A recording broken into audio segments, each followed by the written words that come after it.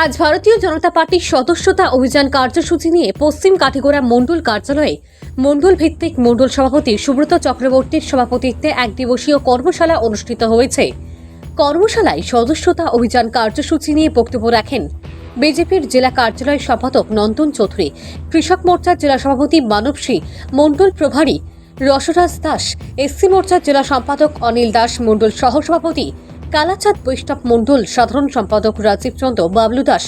স্বাগতম বক্তব্য রাখেন মণ্ডল সভাপতি সুব্রত চক্রবর্তী। বক্তারা কিভাবে সদস্যতা অভিযান কার্যসূচি চলবে তা বিস্তারিতভাবে দলীয় কর্মীদেরকে বুঝিয়ে বলেন। আগামী 1 সেপ্টেম্বর থেকে অভিযান শুরু হবে। সমগ্র দেশে 1 মাস ব্যাপী এই অভিযান কার্যসূচি চলবে। অভিযান সফল করে তোলার জন্য আগামী 31 আগস্ট প্রতিটি বুথে বুথভিত্তিক কর্মশালা অনুষ্ঠিত হবে। মণ্ডলের সাধারণ সম্পাদক রাজীব চন্দ্রকে আহ্বায়ক করে মণ্ডলে 2 সদস্য নিয়ে একটি কমিটি গঠন করা হয়েছে। সদস্য 2 জন হলেন উমেদ গৌড়, জিতেন্দ্র দাস। প্রতিটি শক্তি কেন্দ্রে মণ্ডল থেকে 1 জন করে দায়িত্ব দেওয়া হয়েছে। পশ্চিম কাঠিগোড়া মণ্ডল থেকে 25,000 সদস্যতা ভর্তি করানোর সিদ্ধান্ত নেওয়া হয়েছে। যে আমি জেলা সরকারকে বা আমার বন্ধু একজন কর্মীকে ওনার দেখা হোক না, মোবাইল নিয়ে আমি স্কুল থেকে আমি মেম্বারশিপ করে দিলাম। কারণ একটি মেম্বারশিপের জন্য আর যাতে আমি করতে পারি 100 মেম্বারশিপ। এবার বলা হয়েছে আমি যাহাকে মেম্বারশিপ করবো ওনার মত নিয়ে আমি করতে হবে।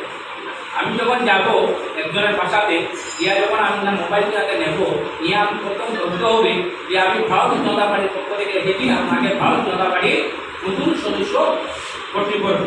ওনার মত থাকতে হবে। তারপরে ওনার মোবাইল থেকে মিস কল দিবেন, একটা ফর্ম আসবে, সেই ফর্মটা অনলাইনে ফিল আপ করবে। তারপরে উনি হবেন সেই ভারত জনতা পার্টির প্রাথমিক সদস্য।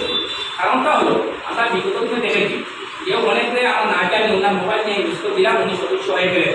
তারপরে গৌহাটি বা দিল্লি থেকে ওনার কাছে ফোন আসে যে আপনি কি ভারত জনতা পার্টির মেম্বারশিপ নিয়েছেন?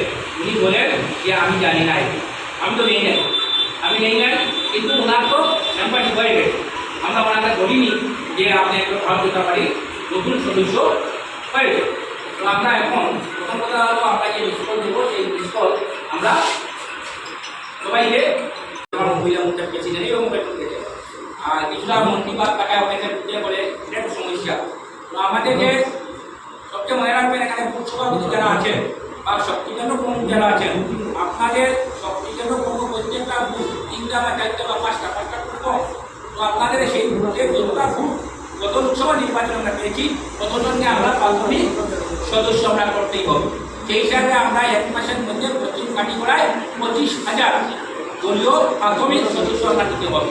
এটা আমরা টার্গেট রাখতে হবে। এই হিসাবে আমরা 1 মাস ব্যাপী আমরা কাজ করব। সুতরাং তারপরে অনেকে ভাবছে অ্যাক্টিভ মেম্বারশিপ করতে হলে এরকম অনলাইনে কোনো অ্যাক্টিভ মেম্বারশিপের গাইডলাইন আসেন, ওনারা বলবেন।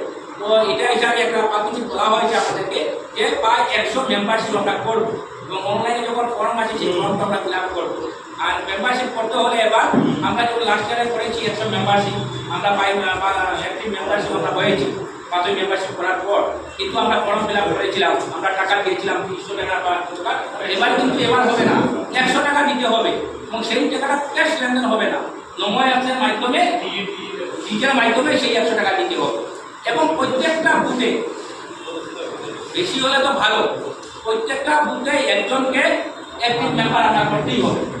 কারণ এই মেম্বারশিপ শেষ হওয়ার পরে বুথ কমিটির সাংগঠনিক নির্বাচন শুরু হবে, বুথ কমিটি হবে, তারপরে মণ্ডল কমিটি হবে, তারপরে জেলা কমিটি হবে।